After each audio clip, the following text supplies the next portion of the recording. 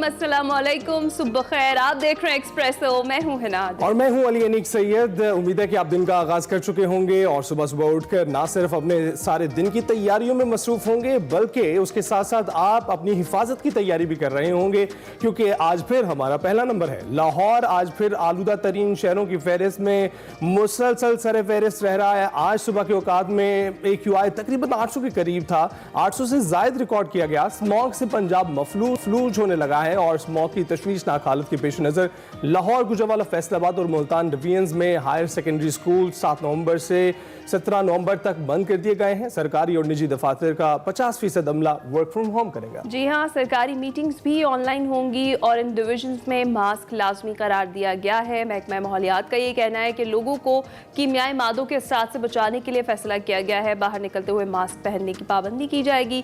इत्तलाक 31 जनवरी तक होगा और तिब्बी माहिरीन का ये कहना है कि स्मॉग से बचने के लिए शहरियों को मास्क और ऐनक का इस्तेमाल करने के साथ साथ घरों से बेजा ना निकला जाए, इस चीज़ की हिदायत की जा रही है। और हम आपको करीबन 2 हफ्तों से हिदायत कर रहे हैं इसी चीज़ की कि एहतियात इलाज से बेहतर है। लेकिन इस हफ्ते खास तौर पर ख्याल रखना पड़ेगा है ना, क्योंकि इस हफ्ते बताया जा रहा है कि मुसलसल AQI ऊपर रहेगा और 1000 को टच करना तो नाकाबिले यकीन है। 1000 से ज़्यादा भी हो रहा है और वीकेंड पे भी इससे ज़्यादा था। हम तो यहाँ पर स्टूडियोज़ में बैठ के मास्क नहीं पहन सकते, लेकिन इसके अलावा हम उसकी पाबंदी कर रहे हैं। तो आप लोग भी ज़रा ख्याल रखिए, ख़ास तौर पर छोटे बच्चों का और जो बुजुर्ग हैं उनका ख्याल रखिए। उन्हें बाहर मत निकलने दीजिए। बच्चों को स्कूलों से छुट्टियाँ, मैं डेली ये बात करती हूँ, आप बोर हो जाएंगे सुन के, लेकिन मैं नहीं रुकूंगी। मैं यही बात आपको दोबारा से समझाऊंगी। छुट्टियाँ उन्हें घर में रहने के लिए दी गई हैं ताकि वो इस स्मॉग से बच सके। आप उन्हें लेकर पार्क्स में चले जाते हैं, ये कहाँ का इंसाफ है? बिल्कुल। और वैसे भी जिन इलाकों में पार्क्स हैं वहां तो फिर कुछ अफाका है, लेकिन जिन इलाकों में पार्क्स नहीं है और बड़े बड़े मैदानी इलाके हैं जहां हवा ठहर जाती है,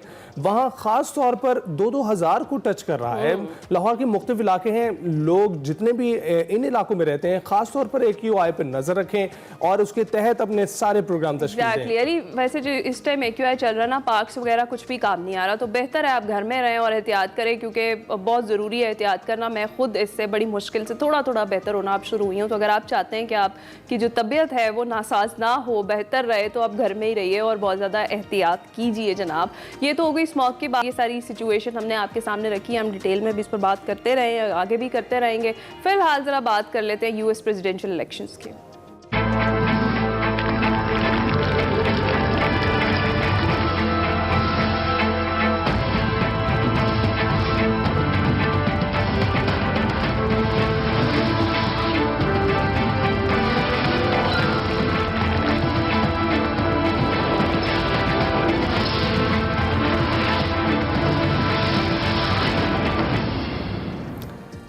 अब आपको बताएं कि ना सिर्फ तारीख दोहराई गई है बल्कि एक तारीख रकम भी हुई है। डोनाल्ड ट्रंप वो दूसरे सदर बन गए हैं जो नॉन एग्जीक्यूटिव टर्म के लिए आए हैं, यानी इससे पहले वो अपना एक बार सदारती इलेक्शन जीत चुके थे। और अमूमन ऐसे ही होता है, सदारती इलेक्शन जीतने के बाद आपको 2 सदारती अदवार मिलते हैं जो आप कामयाबी से अगर निभाते रहें तो 8 साल की मुद्दत होती है जो गुजारनी होती है, और अगर किसी को ना मिले तो फिर वो दोबारा सदर नहीं बन पाता। इसे हिस्टोरिक कमबैक कहा जा रहा है। और ग्रोवर क्लीवलैंड के बाद जिन्होंने 1893 में ये इलेक्शन जीता और तारीख रकम की थी पहली बार, वो पहले डेमोक्रेट बने थे और अब रिपब्लिकन एक सदर ने ये तारीख रकम कर दी है। आपको बताएं कि डेमोक्रेट उम्मीदवार कमला हैरिस को शिकस्त देकर दोबारा अमेरिका के सदर मुंतखब हो गए हैं डोनाल्ड ट्रंप, और 50 रियासतों में से 27 में उन्हें कामयाबी हासिल हुई है, जबकि 19 रियासतों में कमला हैरिस को बढ़तरी हासिल रही है। 538 इलेक्टोरल वोटों में डोनाल्ड ट्रंप ने 277, जबकि उनके मध्य मुकाबल कमला हैरिस 226 वोट हासिल कर सकी हैं। रिपब्लिकन्स ने इलेक्शन में क्लीन स्वीप करते हुए सेनेट में भी अक्सरियत हासिल कर ली है और 100 के ऐवान में रिपब्लिकन्स 51 जबकि डेमोक्रेट्स ने 43 नशिस्तें हासिल की हैं। जी हाँ, ऐवान नुमाइंदगान की बात करें तो उसमें भी रिपब्लिकन्स को बढ़तरी हासिल हो गई और 435 रुकनी ऐवान नुमाइंदगान में रिपब्लिकन्स 197 और डेमोक्रेट्स 170 सीटें जीत सकी। और 11 रियासतों के गवर्नर्स के चुनाव में भी रिपब्लिकन्स ने 8 जबकि डेमोक्रेट्स ने 3 नशिस्तें हासिल की हैं, जिसके बाद अब रिपब्लिकन्स के गवर्नर्स की तादाद 25 और डेमोक्रेट्स की 23 हो गई है। इस तारीखी कामयाबी पर नौमुंतखब सदर डोनाल्ड ट्रंप ने विक्ट्री स्पीच किया है। उन्होंने अमेरिका को एक बार फिर से अजीम बनाने और इसे बुलंदियों तक पहुंचाने का वादा किया है। उन्होंने इस अज़्म का भी इजहार किया है कि कोई नई जंग शुरू नहीं करेंगे, बल्कि दुनिया में जो जारी जंगें हैं उनको भी ख़त्म करेंगे। So I want to thank the American people for the extraordinary honor of being elected your 47th president and your 45th president. And every citizen, I will fight for you, for your family, and your future. Every single day I will be fighting for you, and with every breath in my body. Donald Trump ने America को महफूज बनाने सरहदों को seal करने का ऐलान करते हुए कहा कि गैर कानूनी तारकीन वतन को मुल्क में दाखिल नहीं होने देंगे, टैक्सों में कमी लाकर आवाम को रिलीफ देंगे। उन्होंने अपने इंतखाबी ऐलानात और वादों से किसी सूरत भी पीछे ना हटने का ऐलान भी किया। This is a magnificent victory for the American people that will allow us to make America great again. We're going to fix our borders. We're going to fix everything about our country. And we made history for a reason tonight, and the reason is going to be just that. We overcame obstacles that nobody thought possible, and it is now clear that we've achieved the most incredible political thing. Look what happened. Is this crazy? उधर Democrat उम्मीदवार अमेरिकी नायब सदर Kamala Harris ने शिकस्त तस्लीम कर ली। Harvard university में हामियों से खिताब करते हुए कहा कि हमें इलेक्शन नताइज को लाजमी तस्लीम करना चाहिए। हम कभी हार नहीं मानेंगे, अपनी जद्दोजहद जारी रखेंगे। हमारी लड़ाई अमेरिका के मुस्तकबिल की लड़ाई है। और ट्रंप को बताया कि इक़्तिदार की पुरअमन मुंतकिली में ताउन करेंगे, अमेरिका में कानून और जमहूरियत की मलदारी के लिए लड़ते रहेंगे। अमरीकी सदर जो बाइडन ने डोनाल्ड ट्रंप को फ़ोन किया है, जीत पर मुबारकबाद दी है। अमरीकी मीडिया के मुताबिक डोनाल्ड ट्रंप को मुलाकात के लिए व्हाइट हाउस आने की दावत भी दी गई है और ये कहा जा रहा है कि सदर बाइडन आज अमरीकी कौम से खिताब भी करेंगे। डोनाल्ड ट्रंप के सदर मुंतखब होने पर वज़ीर आज़म पाकिस्तान शहबाज शरीफ से दुनिया भर से रहनुमाओं से उन्हें मुबारकबाद मिल रही है और जो कुछ भी असरात डोनाल्ड ट्रंप के इक़्तिदार में आने के बाद आएंगे पूरी दुनिया पर और ख़ास तौर पर हमारी मुल्क की सियासत पर, इस पर भी बात करेंगे। हमारे साथ आज हमारे गेस्ट मौजूद हैं, माहिर हैं बैनुल-अक़वामी अमूर के उस्मान शाहिद साहब जो हमें स्टूडियो से ज्वाइन किए हुए हैं। Rahman Azhar senior anchor person हैं, तज्ज़ियाकार हैं, हमारे साथ मौजूद हैं। इसके साथ साथ सीनियर तज्ज़ियाकार बिलाल लाखानी हमारे साथ मौजूद हैं।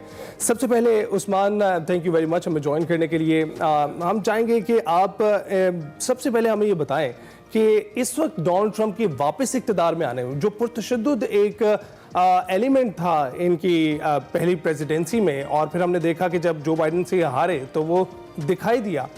आप क्या सोचते हैं कि क्या अब उस एलिमेंट को थोड़ा सा जिसे कहते हैं दिलासा मिलेगा, थोड़ा सा रुकाव पैदा होगा, क्योंकि अब ये आखिरी टर्म है और इसके बाद दोबारा डोनाल्ड ट्रंप इक़्तिदार में कभी भी नहीं आ सकेंगे। जी जी बिल्कुल, और यही जो सोच है वो मेरे ख्याल में इस वक्त वाइट हाउस के मकीन डोनाल्ड ट्रंप की है। जिस तरीके से लैंडस्लाइड विक्ट्री हम देखते हैं कि किस तरह हिस्टोरिकल कम बैक किया डोनाल्ड ट्रंप ने। He was indicted, he was convicted, he was arrested, even shot at, but still he has been able to win the bid hands down.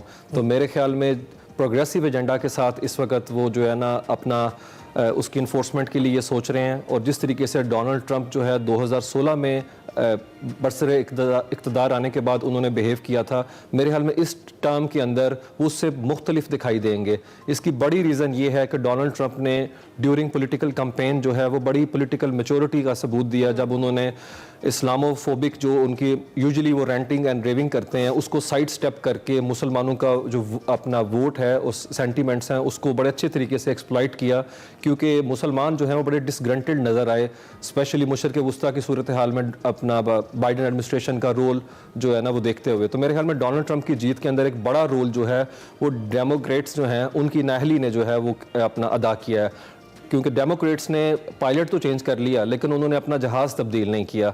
तो जिसकी वजह से स्विंग स्टेट के अंदर जो है हम देखते हैं जो मिशिगन स्टेट है, स्पेशली जहाँ पे अरब मुस्लिम पॉपुलेशन है, एक साइजेबल पोर्शन के अंदर है, वहाँ पे रेजोनेट करता नज़र आया हमें डोनाल्ड ट्रंप का मैसेज कि वो जिस तरीके से खुद को पोर्ट्रे करते हैं कि वो एंटी वॉर हैं और नॉन इंटरवेंशनिस्ट की उनकी स्ट्रेटजी रही है माजी के अंदर भी, जिस तरह अफगानिस्तान से वो पुल आउट कर गए थे।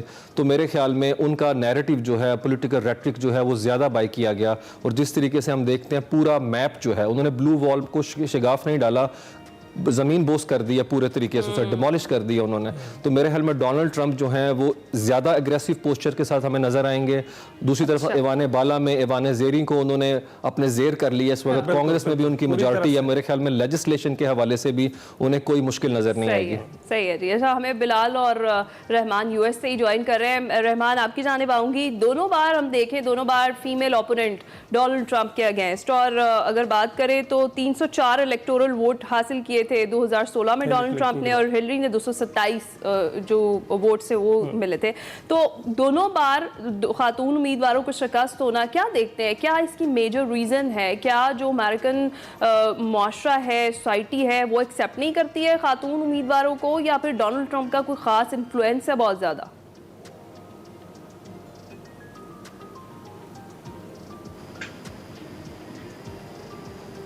रहमान, आई गेस आपका माइक म्यूट है। मेरा अच्छा, जी जी जी रहमान। मैं क्या ये रहा कि जो का ये तीसरा है, और एक जो बाइडेन से हार जो इलेक्शन था वो जीता, और अभी फिर उन्होंने कमाला हारिस को जो है वो शिकस्त दी है। जो डोनाल्ड ट्रंप है उनकी एक सपोर्ट बेस है, जो अमेरिका के अंदर जो वोटर हैं, उनके सपोर्टर हैं, वो उनको भरपूर तरीके से फॉलो करते हैं और वो उनके साथ ही जुड़े रहे हैं। और ये हमने देखा 2016 के इंतखाबात में, उसके बाद 2020 के इंतखाबात में, फिर 2024 में भी। इस मरतबा भी उनके वोटर जो थे वो कहीं गए नहीं। उनके एक सपोर्ट बेस है अमेरिका में, और उनका जो नारा है कि मेक अमेरिका ग्रेट अगेन, और ये आमतौर पर जो है वो लोग हैं जो डोनाल्ड ट्रंप की बातों को, चाहे वो गलत कह रहे हों, सही कह रहे हों, उनको हर हाल के अंदर जो है वो सपोर्ट करते हैं। दूसरी तो कमाला हारिस के साथ भी बहुत हद तक वही मसला था जो हिलरी क्लिंटन के साथ था। कमाला हारिस इस रेस के अंदर पहले नहीं थी। पहले जो बाइडेन ने ये इलेक्शन लड़ना था, उनको बाद में इस रेस के अंदर जब वो पहली डिबेट हुई उसके बाद लाया गया, वो एक प्रोसेस से गुजर कर नहीं आई, जिस प्रोसेस से गुजर कर अमरीकी उम्मीदवार आते हैं, सदारती उम्मीदवार, और फिर वो ये सदारती इंतखाब लड़ते हैं। तो बहुत हद तक कमाला हारिस की जो अपनी पार्टी थी वो भी शायद इस नॉमिनेशन के लिए उस तरह से तैयार नहीं थी, और उन्हें आखिरी वक्त पर पता चला कि अब कमाला हारिस उम्मीदवार होंगी। लेकिन कमाला हारिस ने इसमें यकीनन इलेक्शन कैंपेन में अंडर परफॉर्म किया है। बहुत सारी ऐसी जगहों पर जहां पर उन्हें वोट लेना चाहिए था, वो वोट उस तरह से नहीं ले सके। मिसाल के तौर पर उनका ख्याल था कि वो यंग वोटर्स को वो इंस्पायर करेंगी, और यंग वोटर्स जो हैं वो डोनाल्ड ट्रंप के साथ जो है वो नहीं जाएंगे। लेकिन यंग वोटर्स का वोट उनको मिला तो सही, लेकिन वो मार्जिन इतना ज्यादा नहीं था। फिर इसी तरह से सफेद जो व्हाइट वोट है उसके अंदर भी हमने देखा कि जो वुमेन वोट है, यहाँ पर खवातीन के हकूक पर इस इलेक्शन में बहुत ज्यादा बात हुई। अगरचे जो स्याह-फाहम खवातीन है उन्होंने कमाला हारिस को वोट दिया, लेकिन जो व्हाइट वोट बैंक था, सफेद फार्म खवातीन थी, उन्होंने को बहुत ज्यादा जो है वो कमाला हारिस को जो है वो सपोर्ट नहीं किया। इसी तरह से हालांकि ट्रंप जो थे वो इमिग्रेशन पर उनका बड़ा सख्त एक मौकफ था, लेकिन इसके बावजूद जो हिस्पैनिक वोटर्स हैं वहां पर मर्दों ने जो है वो डोनाल्ड ट्रंप को सपोर्ट किया। इसी तरह से जो यहाँ पर स्याह फार्म जो वोटर्स हैं वहां पर भी मर्दों के अंदर जो है वो डोनाल्ड ट्रंप ने ज्यादा वोट लिया। मैं आपको ट्रेंड इसलिए बता रहा हूँ कि इससे थोड़ा सा अगर आपको अंदाजा हो जाएगा और देख को कि भी डोनाल्ड ट्रंप जीतने की वजह क्या बनी।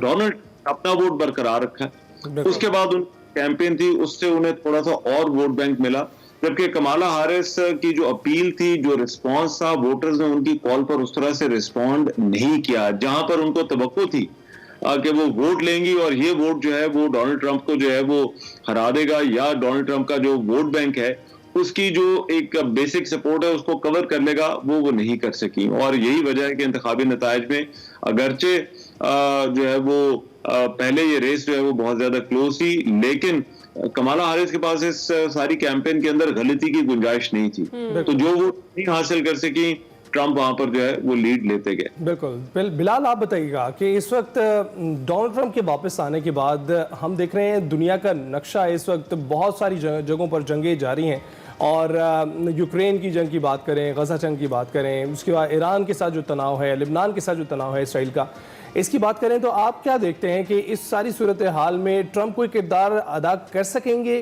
क्योंकि अमूमन मुल्कों की पॉलिसीज़ वही रहती हैं, हुकूमतें चेंज होती हुई नज़र आती हैं। नहीं, इस बार जो है सिर्फ अमेरिका ने पायलट नहीं बदला है लेकिन जहाज भी बदला है। ट्रम्प साहब जो हैं वो एक फंडामेंटली एक डिफरेंट वर्ल्ड व्यू के साथ वो आ रहे हैं। वो सिर्फ अमेरिका को तब्दील करने नहीं आ रहे, वो एक पूरी दुनिया के जो वर्ल्ड ऑर्डर है, अगर अमेरिका एक फर्स्ट पॉलिसी अपनाता है तो पूरी दुनिया के ऊपर जो है वो असरात आते हैं। अच्छा, एक लाइटर टोन पे मैं ये भी कह दूं कि 2 मुल्क थे जिन्होंने ट्रम्प की विक्ट्री इलेक्शन डे में वोट खोलने के पहले प्रेडिक्ट कर ली थी, एक पाकिस्तान ने और एक इजराइल ने। दोनों ने, पाकिस्तान ने जो है वो बहुत ही जल्दबाजी में कुछ लेजिस्लेशन पास की और इजराइल ने जो है वो अपने डिफेंस मिनिस्टर को, प्राइम मिनिस्टर नेतन्याहू ने अपने डिफेंस मिनिस्टर को फायर किया। तो ये देखिए, पूरी दुनिया जो है वो अभी से एक्सपेक्ट कर रही थी कि जैसे ही ट्रम्प आएंगी तो चीजें जो हैं उसमें काफी तब्दीली आएगी पूरी दुनिया में। अच्छा। और ये इसलिए क्योंकि ट्रम्प का एक वर्ल्ड व्यू है कि अमेरिका जो है उसको जंगों के अंदर नहीं पड़ना चाहिए, उसको अपना काम से काम रखना चाहिए। जो यूरोप और नेटो और जो बाकी अलायंसेज हैं उसमें जो एक अमेरिका एक एक्स्ट्राऑर्डिनरी कंट्रीब्यूशन देता है उसको देने की जरूरत नहीं है। तो पूरी दुनिया में जो है अब डायनामिक्स चेंज हो सकती हैं। जो एक आप पॉजिटिव चीज एक ले सकते हैं एक तरीके से, वो ये है कि उन्होंने इजरायली प्राइम मिनिस्टर को कहा है कि ये जंग मेरे आने के पहले जनवरी 20 जब वो पावर लेंगे उसके पहले ये खत्म करें आप गाजा के अंदर। जो एक इंटरेस्टिंग चीज है, उन्होंने अपनी विक्ट्री स्पीच में भी मुस्लिम अमेरिकन को एक्नॉलेज किया और ये एक जंग थी मुस्लिम अमेरिकन के दरमियान भी कि क्या हमें ट्रम्प के साथ काम करना चाहिए या क्या हमें कमाला को सपोर्ट करना चाहिए। तो ऐसा लगता है कि जिन मुसलमानों ने ट्रम्प को सपोर्ट किया था उनकी जो एक बेट थी कि अगर हम ट्रम्प के साथ काम करेंगे तो हमारे पास इन्फ्लुएंस होगा उसकी पॉलिसी के ऊपर। लग रहा है कि उन्होंने शायद बात कर रहे हैं, विनिंग स्पीच की भी बात की, उसमें भी डोनाल्ड ट्रम्प कह रहे हैं जी मैं दुनिया में जो जारी जंग है उन्हें ख़त्म करने के लिए आया हूँ। उसके अलावा वो बारहा ये भी कहते रहे कि हाँ ये जो गाज़ा वॉर है इसके हवाले से भी। तो नेतन्याहू तो काफ़ी करीबी दोस्त हैं डोनाल्ड ट्रम्प के। आपको लगता है कि ये सिर्फ बातें विनिंग स्पीच तक ही थी या कैंपेनिंग तक ही थी, आगे चलकर कुछ असर पड़ेगा? जिस तरह से बिलाल बात करे कि डायनामिक्स चेंज होंगे, क्या ये जो गाज़ा वॉर है इसे ख़त्म करा सकेंगे? बिल्कुल, उसमें ऐड करता चलूँ मैं, उनको कॉल करके अक्सर डोनाल्ड ट्रम्प नेतन्याहू को ये कहते हैं कि do what you have to do, तो इस पर क्या कहेंगे?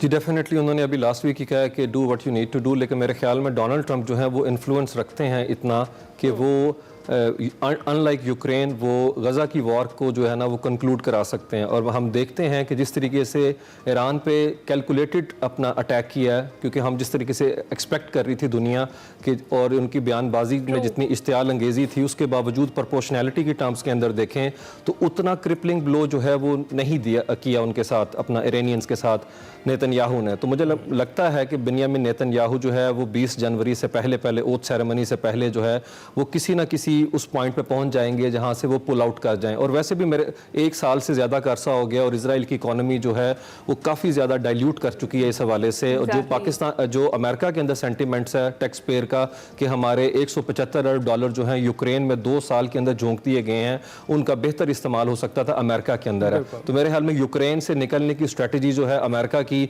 जंग खत्म हो या ना हो, डोनाल्ड ट्रंप मॉरल अथॉरिटी दुनिया के अंदर खो देंगे, क्योंकि डेफिनेटली जो लिबरल अपना दुनिया की एलीट है वो यही देख रही है कि आलमी सतह के ऊपर जो नॉर्म्स लेडन लिबरल इंस्टीट्यूशनलिज्म है वो बहुत हद तक जो है वो उससे नुकसान होगा डोनाल्ड ट्रंप के आने से। क्योंकि ट्रंप दुनिया के अंदर मॉरल पॉलिसिंग नहीं चाहते, वो दुनिया के पुलिसमैन के तौर पे खुद को नहीं देखते, वो अमेरिकनिज्म की स्ट्रेटजी के साथ, एंटी ग्लोबल अप्रोच के साथ अपने मुल्क पे फोकस करना चाहते हैं। जबकि दूसरी साइड डेमोक्रेट्स जो हैं, ए न्यू वे फॉरवर्ड का नारा तो उनके पास था, लेकिन उनके पास कोई कंप्रीहेंसिव प्लान नहीं था। और कैमला हैरिस जो हैं वो बैगेज लेके चल रही थी बाइडेन एडमिनिस्ट्रेशन की पॉलिसियों का, जिसके तसलसल को देखते हुए वहां का वोटर जो है उसे कोई नया विजन जो है उसमें नजर नहीं आ रहा था। लगता है कि कैमला को नॉमिनेट करना डेमोक्रेट्स की कोई गलती थी? डेफिनेटली, जिस तरह रहमान ने बात की कि प्राइमरीज के थ्रू एक वेटिंग प्रोसेस है, जिसके थ्रू एक रिगरस प्रोसेस जिसके थ्रू अपना जो कैंडिडेट्स हैं आते हैं, लेकिन यहाँ पे लिबरल एलीट ने कैमला हैरिस को जुलाई के महीने के अंदर अचानक से जो है वो कमांड उनके हवाले कर दी, लेकिन अपने आप को उन्होंने बहुत कोशिश की। हम उसके बाद देखते हैं 109 दिन के अंदर किसी एक जगह के ऊपर भी बाइडन ने स्टेज शेयर नहीं किया, लेकिन उसके बावजूद वो ये वोटर को बावर कराने में बुरी हद तक नाकाम रही कि she has got nothing to do with Biden administration policies. तो मेरे ख्याल में जिस तरीके से पूरे अमेरिका में, यहाँ ये चीज़ देखने वाली है कि अमेरिकन वोटर जो है वो इस वक्त इकोनॉमी से ज़्यादा सिस्टम पे उसने जो है वो अदम एतमाद का इजहार किया है। और डोनाल्ड ट्रंप ने लास्ट अपना जो उनका टेन्योर था उसमें ये चीज़ फेस की है कि वो पॉलिसी में शिफ्ट नहीं लेके आ सकते। ब्यूरोक्रेटिक मॉडल इतना ज़्यादा एम्बेड है वहाँ पे, जो एक फॉरेन पॉलिसी के हवाले से जो एलीट है उसको तब्दील नहीं करने देगी। इसीलिए वो अपने कंजर्वेटिव जो उनका एजेंडा है 25 का, उसके तहत वो पूरा रीस्ट्रक्चर करना चाहते हैं। वाशिंगटन के जो पैराफरनेलिया है फेडरल गवर्नमेंट का, मैक्सिमम अपने लोग जो है पॉलिटिकल अपॉइंटी जो है लेके आने की बात कर रहे हैं, हम के अंदर उसे एक्सपेंड करना चाह रहे हैं। और कांग्रेस के जरिए मुझे लगता है कि वो किसी हद तक इसको जो सर्द जंग के बाद से एक मॉडल खड़ा किया गया अमेरिका के अंदर, स्पेशली डीप स्टेट का, उसको तब्दील करने की कोशिश जरूर करेंगे। की जा रही है, बिल्कुल की जा रही है। उस्मान, हम वापस आएंगे और उसके बाद अपना गुफ्तगू का सिलसिला रहमान और बिलाल के साथ भी जारी रखेंगे। और हम देखते हैं कि जो अमेरिका है उसका जो एक इनविंसिबल का जो एक इमेज था वो डिस्टॉर्ट होता हुआ नजर आ रहा है। और देखते हैं कि किस तरह से वो रिस्टोर कर पाते हैं डोनाल्ड ट्रंप अपने इक़्तिदार में। ब्रेक के बाद बात करेंगे।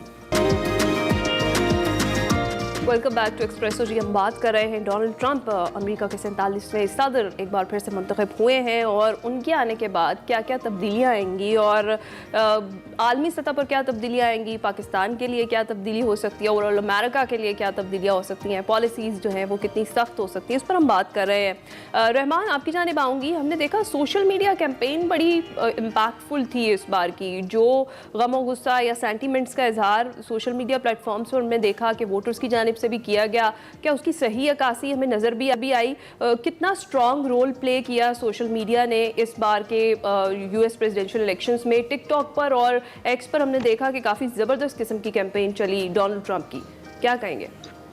देखिए, यकीनन डोनाल्ड ट्रंप को समझा जाता है कि वो अपनी कैंपेन्स के हवाले से वो उनसे अच्छी कैंपेन्स कोई नहीं चला सकता। और इस मर्तबा भी देखा गया कि कमाला हैरिस के हवाले से अगर आप यहाँ पर जो है वो वोटर से बात करें तो ज्यादा ने ये कहा कि हमें समझ नहीं आ रही कि वो क्या रही हैं, उनका मैसेज जो है वो बड़ा कंफ्यूजिंग है। लेकिन डोनाल्ड ट्रंप बड़ी सीधी जो है वो बात करते हैं और वो कोई भी बात कह जाते हैं और उनसे कोई भी तवक्को है। एक तो जो है वो उन्होंने बहुत सारी बातें जो है वो कैंपेन के अंदर की और बड़ी स्ट्रेट फॉरवर्ड किस्म की जो है वो बातें की।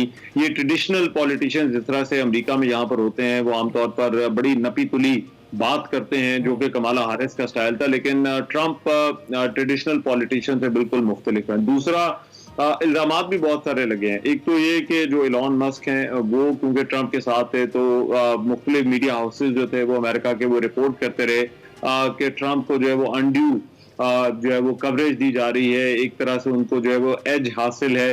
और ये जो डिजिटल वर्ल्ड है इसमें जो है वो ट्रंप को जो है वो भरपूर मौका मिला है अपनी बात कहने का।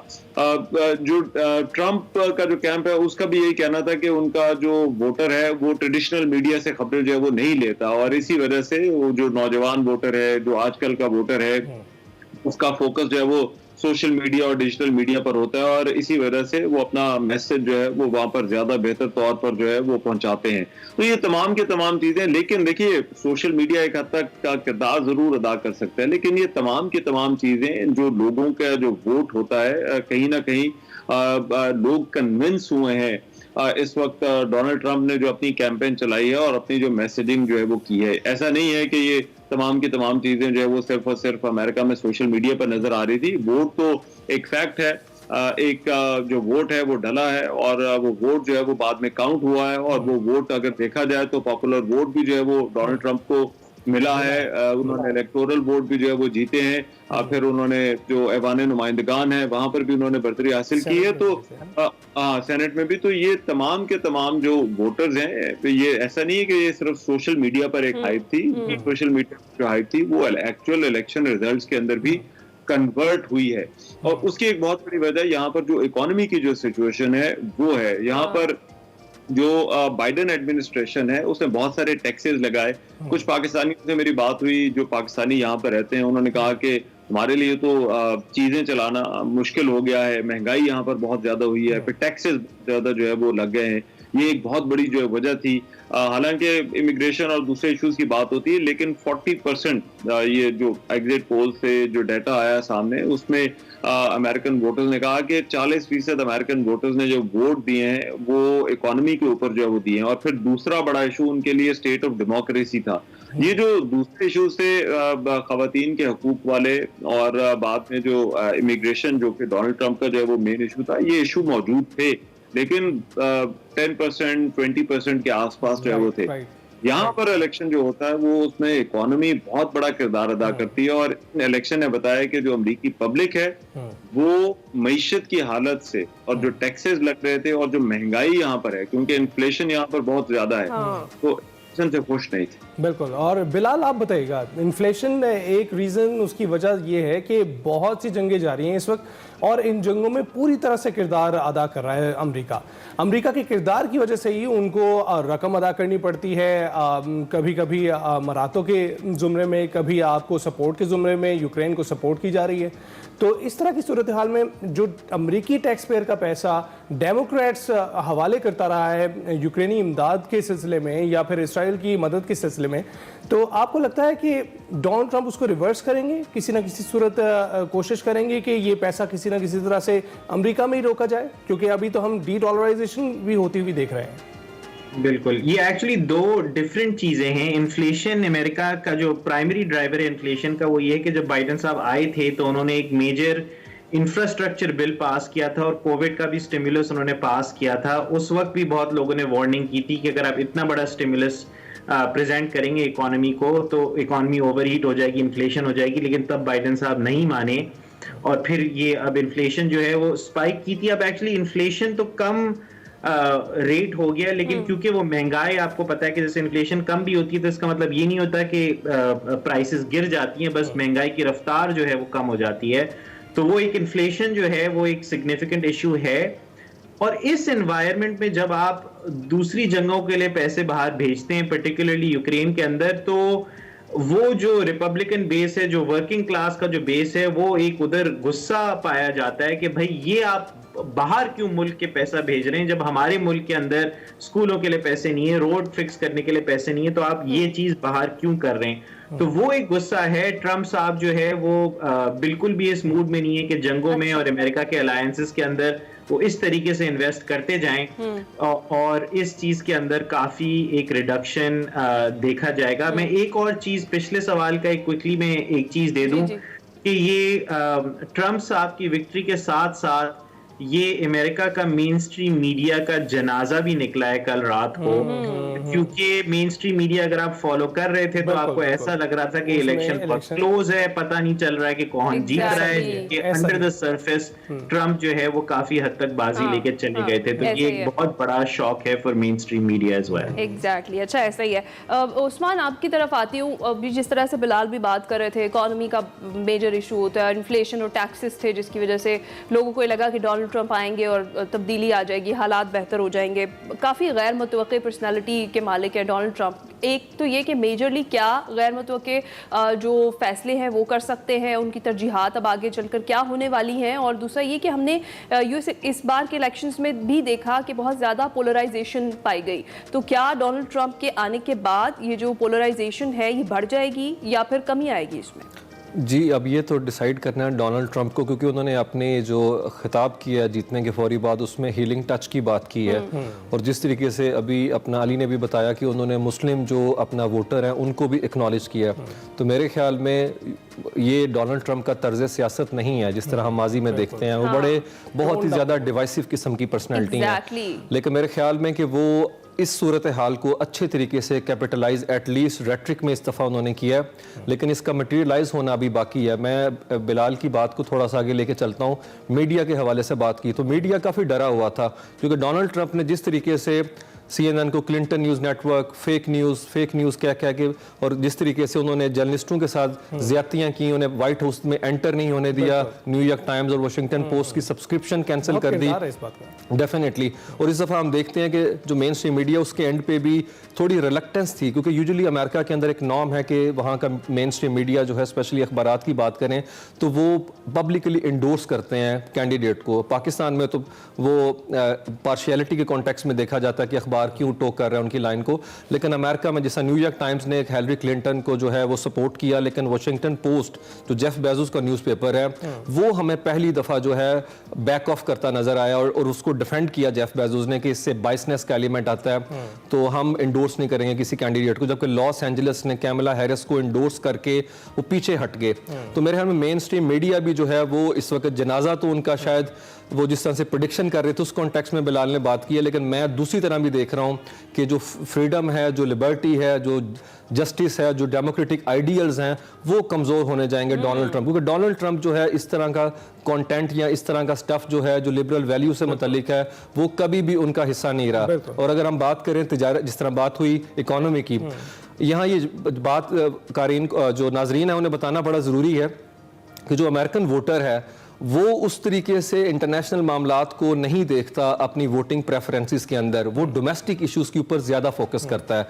जो वो देख रहा है कि किस तरीके से नेशनल डेट जो है 33 ट्रिलियन डॉलर से ऊपर चला गया, बजट उनका खसारा जो है वो 1.3 ट्रिलियन डॉलर तक पहुंच चुका हुआ है, फेडरल स्पेंडिंग जो है वो GDP का 7% बढ़ चुकी हुई है। तो मेरे ख्याल में ये इकोनॉमिक इंडिकेटर जो है वो उसको अच्छे तरीके से देख रहा है। और यहाँ ये भी चीज़ बताना ज़रूरी है कि जो बाइडेन एडमिनिस्ट्रेशन है उन्होंने भरपूर एफर्ट की और उन्हें कम क्रेडिट मिला इस चीज़ का कि उन्होंने इशारे काफ़ी मस्बत कर दिए थे, लेकिन ये जो है अपना क्या कहते हैं बैकलॉग चला आ रहा है कोविड का, जिसकी वजह से 18% वहाँ के ऊपर महंगाई का रेट हो गया, तो जिसकी मार पड़ी उनको डेमोक्रेट्स को। काफ़ी मुस्बत अंदाज में आपने सारी तस्वीर खींच दी है उस्मान, और मईशत और मीडिया के बारे में खास तौर पर गुफ्तगू। मीडिया में वाशिंगटन पोस्ट के बारे में बात करेंगे, कुछ प्रेडिक्शंस उन्होंने किए, लेकिन रहमान से पहले पूछते हैं। रहमान, आपने इंडिकेट किया कि इमिग्रेशन 10% था, आपने बताया कि इसके साथ साथ दीगर अवामिल भी थे, लेकिन सबसे ज़्यादा कारगर जो साबित हुआ उनकी जीत में वो उनकी जो मईशत पर बार बार बातचीत थी।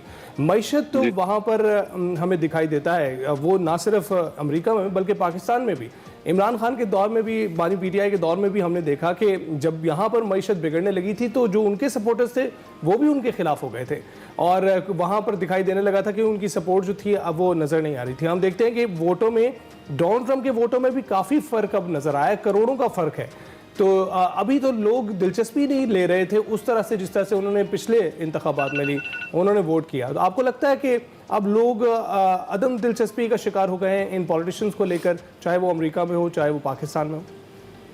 देखिए, इसमें जो अब से पहले अमेरिका के अंदर एक ट्रेडिशनल आपको सियासतदान मिलते हैं, और वो जो ट्रेडिशनल सियासतदान है उनके हवाले से यहाँ पर एक राय कायम है। वो कहा जाता है कि वो बातें ज्यादा करते हैं और काम जो है वो कम करते हैं। ट्रंप ने अपनी एक पर्सनैलिटी और अपनी जो है वो परसेप्शन एक ऐसे शख्स के तौर पर बना रखी है जो कि फिक्सर या इकोनॉमी को जो है वो फिक्स कर देते हैं, और वो चीजें जो है वो कर देते हैं, और वो बातें कम करते हैं और काम जो है वो ज्यादा करते हैं। तो ये जो परसेप्शन है, जो उनका जो वोट बैंक है, वो जो वर्किंग क्लास है और खास तौर पर जो मिड वेस्ट के इलाके हैं वहां पर उनके हवाले से ये राय बहुत ज्यादा पाई जाती है कि भाई अब ये आएंगे और ये जो है वो ठीक कर देंगे काम को। करते हैं या नहीं करते वो एक अलग सवाल होता है, लेकिन वो अपनी कैंपेन जो है वो इसी तरह से चलाते हैं, और उनके हवाले से परसेप्शन भी जो है वो यही है कि ट्रंप जो है वो चीजों को फिक्स कर देंगे। तो इसी चीज पर जो है वो उन्होंने जो है वो अपना नारा भी बनाया है कि मेक अमेरिका ग्रेट अगेन, और जो उन्होंने अपने साथ लोग इकट्ठे किए वो उनके बारे में उनका तारुफ भी अपनी कैंपेन्स के अंदर ऐसे ही कराते हैं कि इसने जो है वो ये कर दिया और उसने वो कर दिया, और मैं अगर होता तो ये जंग ना स्टार्ट होती है, मैं होता तो ये जो है वो कभी भी मसाइल ना होते। तो ये तमाम की तमाम चीजें हैं जो उनका एक खासा है। जो ट्रेडिशनल सियासतदान है उनके हवाले से अमेरिका के अंदर अभी एक खास तौर पर जो वर्किंग क्लास है उसके अंदर एक वर्जन जो है वो जरूर पाई जाती है। वो कहते हैं कि ये पॉलिटिशियन जो है वो बातें ज्यादा करते हैं लेकिन काम जो है वो नहीं करते, और मेरा ख्याल है इसमें भी जो कमाला हारिस जो थी, अगरचे जोसेफ बाइडेन ना उनके साथ नजर आए हैं, लेकिन ऐसा लगता है कि वो जो जोसेफ बाइडेन की जो प्रेसिडेंसी थी उसके बैगेज से अपने आप को वो अलग नहीं कर सकी। एक तो उन्होंने जो है वो कोई तनकीद नहीं की या किसी पॉलिसी को क्रिटिसाइज नहीं किया। एक इंटरव्यू यहाँ पर हुआ और उस पे ट्रम्प की कैंपेन ने खासा शोर भी मचाया जब इंटरव्यू ने कमाला हारिस से पूछा कि आप जो है वो कोई ऐसी चीज आपको नजर आती है जो आप बाइडेन एडमिनिस्ट्रेशन के हवाले से जो है मुख्तलिफ करना चाहती हैं, तो उन्होंने कहा कि मेरे जहन में ऐसी कोई चीज नहीं है। तो ये जो चीज थी वो अमेरिका के अंदर इस पर भी काफी बात हुई कि जो चेंज एजेंट के तौर पर डेमोक्रेट जो है वो कमाला हारिस को लेकर आ रहे थे, ये पहली खातून होंगी, पहली कलर्ड खातून होंगी जो कि जो है वो प्रेसिडेंट बन सकती है, और ये अच्छा नारा हो सकता था उनके लिए। तो वो अच्छा नारा था जो एक टेक्स्ट बुक अप्रोच थी चेंज एजेंट की, और वो कमाला हारिस को एक चेंज एजेंट के तौर पर जो वो लाना चाह रहे थे ट्रम्प के मुकाबले में, वो 6 महीनों की कैंपेन में वो कर नहीं सके। कमाला हारिस ने काफी ग्राउंड कवर किया। पहले तो आपको बताऊं, पहले जब जो बाइडेन जब मैदान में थे तो उस वक्त तो ये कहा जा रहा था कि मतलब ये कोई मुकाबला है ही नहीं और ट्रम्प के लिए बहुत ही क्लीन स्वीप होगा, लेकिन कमाला हारिस आई तो उन्होंने काफी जो है वो मेहनत भी की, काफी उन्होंने जो है वो रेस को जो है वो थोड़ा सा जरा जो है वो उसमें मुकाबला करने की कोशिश की, लेकिन उसके बावजूद जो अमेरिकन माइंडसेट है, जो अमेरिकन पब्लिक जिस तरह से रिस्पॉन्ड करती है, मुझे जितने भी वोटर्स है यहाँ पर मैंने बात की, वर्जीनिया में, न्यूयॉर्क में, न्यू जर्सी में, मुझे ऐसा महसूस हुआ कि उन्होंने इस बात का एतबार नहीं किया कि कमाला हारिस आएंगी तो चीजें बदल जाएंगी। अमेरिकन पब्लिक बेसिकली इस वक्त वो जिस तरह हमारे मुल्क में बात होती है वो तब्दीली चाहते थे, और वो तब्दीली है वो उन्हें लगा कि कमाला हारिस क्योंकि जो बाइडेन के साथ रह चुकी हैं तो वो तब्दीली वो नहीं लेकर आ सकती। वो तब्दीली अगर कोई ला सकता है तो वो है जो चीजों को फिक्स करता है, जो काम करता है, और वो ट्रम्प है। सही है जी, तब्दीली वहाँ तो चले आ गई है। देखते हैं कि इस तब्दीली के असरात क्या होते हैं वहाँ पर और आलमी सतह पर भी। आप सब मेहमानों का बहुत शुक्रिया। उस्मान शाहिद साहब, रहमान अजहर साहब, बिलाल लखानी साहब हमारे साथ मौजूद थे। हम डोनाल्ड ट्रंप के दोबारा सदर बनने के बाद गुफ्तगू कर रहे थे कि हालात किस तरफ जाते हुए वो देख रहे हैं। जनाब अभी हम जाएंगे छोटी सी ब्रेक पर, आप कहीं मत जाइएगा। वेलकम बैक टू एक्सप्रेसो जी। एक अपडेट शामिल कर लेते हैं बड़ी अच्छी सी। पाकिस्तानी क्यूइस्ट मोहम्मद आसिफ तीसरी मरतबा आलमी स्नूकर चैंपियन बन गए हैं। IBS आलमी स्नूकर चैंपियनशिप के सनसनीखेज फाइनल में एशियन चैंपियन ईरान के अली को उन्होंने हराया है। 5-3 से शिकस्त दी, टाइटल अपने नाम कर लिया। मोहम्मद आसिफ ने 9 फ्रेम्स पर मुश्तमिल फाइनल में भी अपनी शानदार कारकर्दगी का तसलसल जारी रखते हुए हरीफ खिलाड़ी को बेबस करके रख दिया और यूं फतह अपने नाम कर ली। बिल्कुल, और भारत के पंकज इरवानी का 3 मरतबा आलमी टाइटल जीतने का रिकॉर्ड भी बराबर कर दिया है। पाकिस्तानी क्यूएस ने टूर्नामेंट में बेहतरीन कारकर्दगी दिखाते हुए 6 सेंचुरी ब्रेक करने का रिकॉर्ड भी कायम किया है, और उन्होंने कब्रस के खिलाड़ी माइकल जॉर्जियो को दिलचस्प मुकाबले के बाद से शिकस्त देकर फाइनल जो है वो 5-3 से उसमें रसाई पाई थी। और फैसलाबाद से ताल्लुक़ रखने वाले 42 साल मोहम्मद आसिफ ने पहली मरतबा 2012 में IBSF आलमी स्नूकर चैंपियनशिप जीती थी, जबकि 2019 में दूसरी दफा आलमी स्नूकर चैंपियन वो बने थे। हमारी तरफ बहुत बहुत मोहम्मद आसिफ को मुबारकबाद। हमें बड़ी खुशी होती है जब इस तरह से हमारे कुछ प्लेयर्स जाकर परफॉर्म करते हैं। अभी हम जाएंगे छोटी सी ब्रेक पर, आप कहीं मत जाइएगा, कुछ ही देर में वापस आएंगे। Welcome back. ब्रेक पे जाने से पहले हम बात कर रहे थे ट्रंप की तारीखी फतह के हवाले से, और हमारे साथ कुछ गेस्ट मौजूद थे। अब गेस्ट में तब्दीली आ गई, हमारे साथ एक नया लाइनअप मौजूद है। हमारे साथ इस वक्त मौजूद है कामरान यूसुफ साहब, सीनियर तजज़ियाकार हैं। इसके अलावा साबिक सफ़ीर डॉक्टर जमील अहमद खान और फैज़ रहमान सीनियर तजज़ियाकार हमें ज्वाइन किए हैं। अच्छा, सबसे पहले ये बताइएगा फैज़ साहब, मैं आपके पास आना चाहूँगा। हम गुफ्तगू करते आए हैं US इलेक्शन के हवाले से हमारे प्रोग्राम में भी, और हम देखते आ रहे कि किस तरह से ट्रंप इक़्तिदार की जानिब बढ़ते आ रहे थे, और इसमें कोई ऐसी बात नहीं थी जो पिछले 2 इलेक्शन में हमने देखा कि बहुत अनप्रडिक्टेबल नतीजे थे। इस बार बड़े प्रेडिक्टेबल नतीजा था, और कामला कुछ देर के लिए ही उसको एक झटका दे पाई, और वो भी कुछ लोग कहते हैं कि जो ट्रेडिशनल मीडिया था उसके मरने में था। अब आप क्या सोचते हैं कि इस वक्त क्या सूरत हाल है? बिल्कुल, आपने सही हाथ रखा है नफ्स पे। मैंने खुद बल्कि अभी कुछ देर पहले ही एक ट्वीट भी किया कि लगता यह है कि जो मेन स्ट्रीम मीडिया था यहाँ का, जो लिबरल लीनिंग है या लेफ्ट लीनिंग मीडिया, उसने एक तासुर ऐसा पैदा किया था कि ये it was a very close race. अब लग ये रहा है कि it was never a close race, पहले से जो एक ट्रेंड्स थे, जो लोग देख रहे थे गली कूचों में, लोगों से बात करके, मॉल्स में, सड़कों पर, कि ट्रंप को वाकई पहले से बहुत ज़्यादा, यानी खुद मैं आपको बताऊं, जो पाकिस्तानियों का तो खैर जिक्र छोड़िए, लेकिन जो मुस्लिम कम्युनिटी है और मेरे अपने जो काफ़ी ख़ानदान के काफ़ी लोग यहाँ पर इस एरिया में भी रहते हैं, तो वो जो कि यंग कपल्स हैं और बड़े ही प्रैक्टिसिंग मुस्लिम वगैरह सब है, उनका सिर्फ एक जो गजा का एक ऐसा पॉइंट था कि जहां पर काफ़ी लोगों की सुई अटक गई थी, तो हमारे लोगों ने बहुत वोट दिया ट्रंप को। अच्छा, फिर उसके बाद हैरत की बात है, हिस्पैनिक्स यानी जो यहाँ की जो हिस्पैनिक कम्युनिटी है, उनके बारे में उनके ख्यालात बहुत ख़राब ख्यालात हैं, लेकिन उसमें भी काफ़ी लोगों ने उनको वोट दिया। फिर आप आ जाइए, इवन ज़ाहिर इंडियंस हैं जो ट्रेडिशनली डेमोक्रेटिक रहे हैं, उन्होंने भी उनको वोट दिए। तो लगता ये है कि अगर आप उस पर इस वक्त मैप पे देखें तो पूरा जो बोर्ड है वो सिवाय चंद जो ईस्ट और वेस्ट कोस्ट जो कोस्टल स्टेट्स को छोड़ के पूरा मैप आपको रेड नजर आता है, सुर्ख है। और जो इवन जो ब्लू स्टेट्स हैं कैलिफोर्निया में, वहां पर भी इनका मार्जिन लेस देन जो जीती हैं मोहतरमा, तो वो अबाउट 55 to 48, 49 ऐसे इस तरह से जीते। वहां भी ऐसा नहीं है कि बहुत ही ओवरवेलमिंग उनको फतेह हासिल हुई है। तो ये एक बहुत शर्मनाक, मैं कहता हूँ, शिकस्त है डेमोक्रेटिक पार्टी की। न सिर्फ ये कि वो व्हाइट हाउस उन्होंने खो दिया, बल्कि हाउस ऑफ रिप्रेजेंटेटिव्स जो कि पहले से ऑलरेडी रिपब्लिक के पास था, अब उनकी और अक्सरियत बढ़ गई है।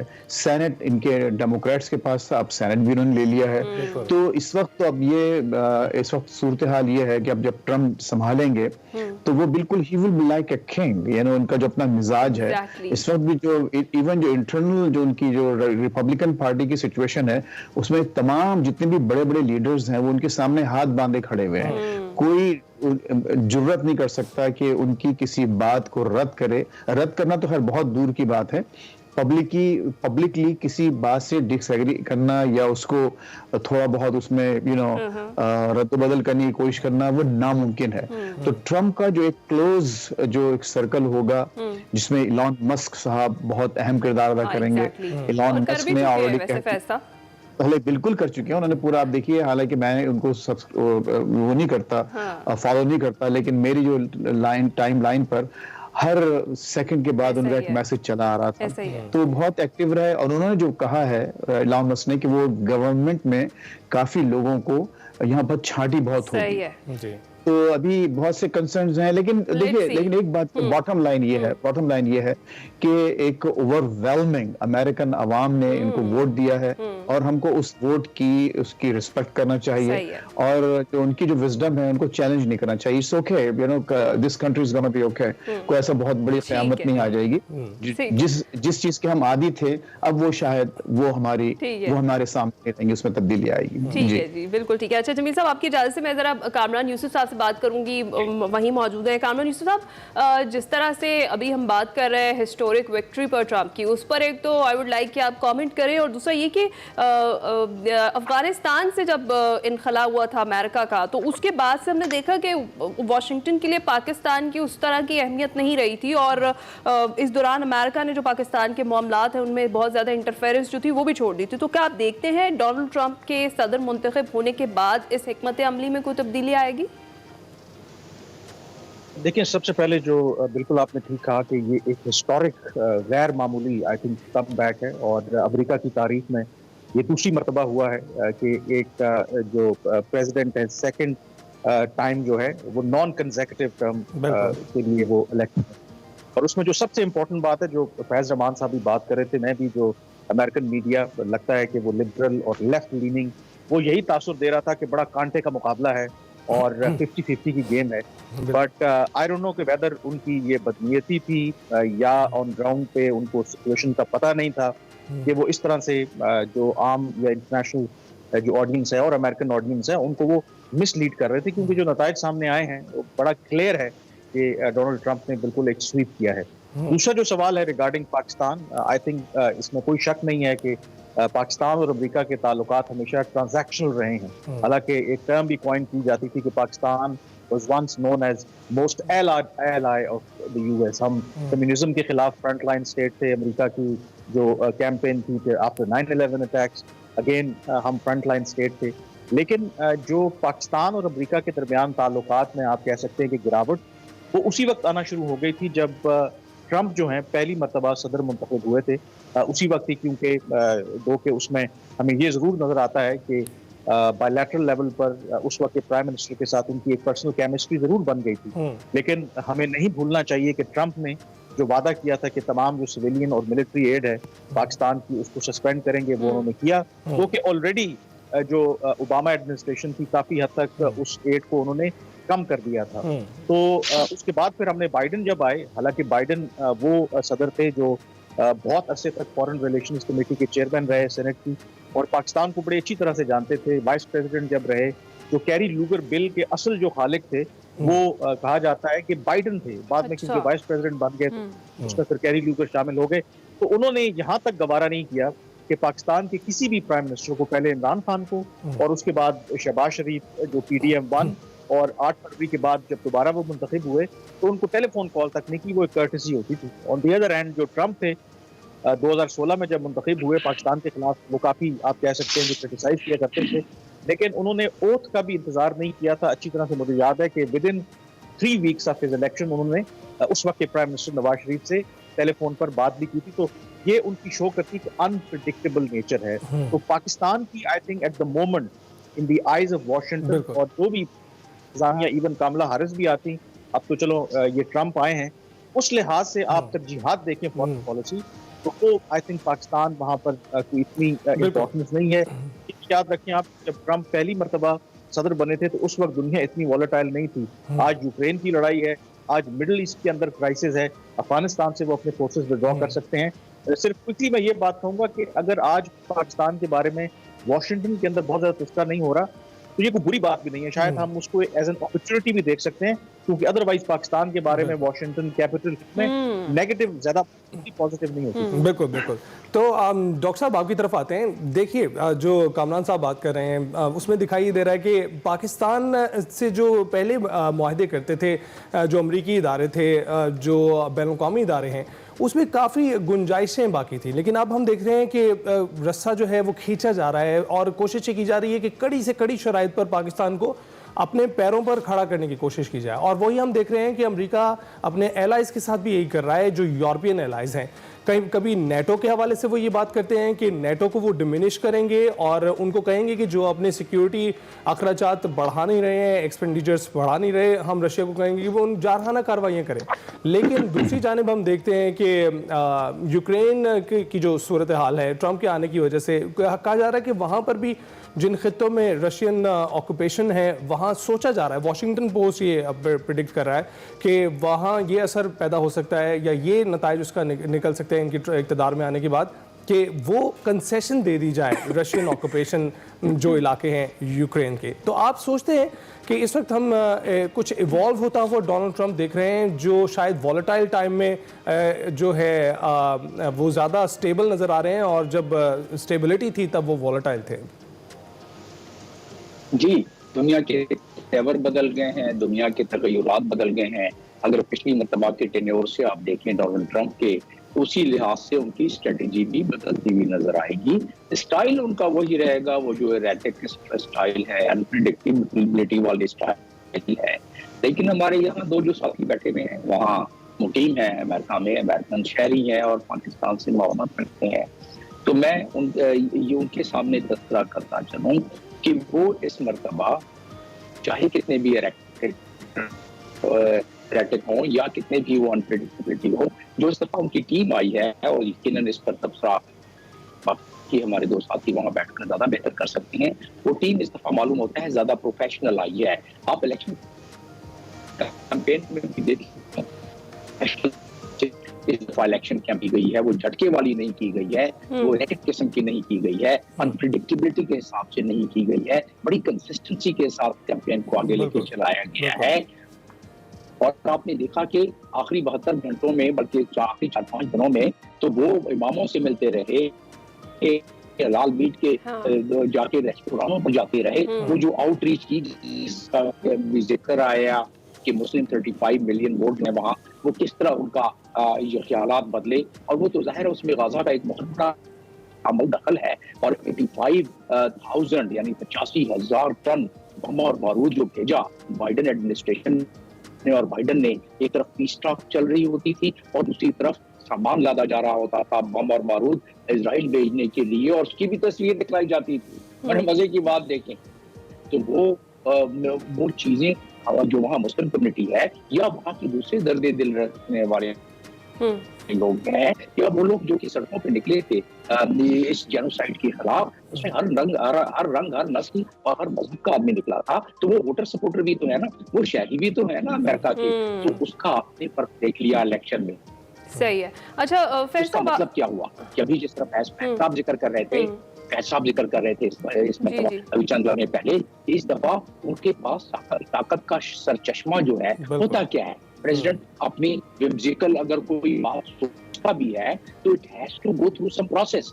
एक कॉन्स्टिट्यूशन है, एक प्रोसेस है, एक कांग्रेस है, एक हाउस है, उस हिसाब से चल के जाके बिल पास होगा। अब दोनों उनके पास है और आपने देख लिया कि हाथ बांध कर लोग खड़े हुए हैं, तो जो उनकी राय होगी वो यकीनन इन्फ्लुएंस करेगी हाउसेस को भी दोनों को और साथ में डिसीजन मेकिंग को भी। लेकिन उनके साथ जो किचन कैबिनेट है, जिसको अगर मैं कह सकूं जो नजदीक के लोग उनके साथ हैं, इस दफा काफी प्रोफेशनल नजर आ रहे हैं। और इस दफा मैं समझता हूं कि प्रोसेस होके कहेंगे जरूर वो कंटूर क्या नजर आते हैं। कंटूर ये नजर आते हैं कि इस मरतबा पाकिस्तान पर भी मैं आ जाता हूँ, इस मरतबा अमेरिका फर्स्ट का जो हमेशा से वो कहते आए हैं, इस मरतबा उसमें ज्यादा कुव्वत आ जाएगी अमेरिका फर्स्ट में।